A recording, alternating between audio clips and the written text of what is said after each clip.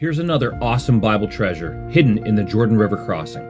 When Joshua led Israel into the Promised Land, God stopped the Jordan at flood stage, and the people crossed on dry ground. Then Joshua did something fascinating. He had 12 men, one from each tribe, take 12 stones from the middle of the river and carry them to the place where they camped, setting them up as a memorial. Why? God says it was so that when the children asked, "What do these stones mean?" they could tell the story of the Lord's power and how he brought them through the waters on dry land. But here's another cool layer. Joshua also set up 12 stones in the river where the priests had stood. It's like a picture of exchange. Stones lifted out, stones placed in.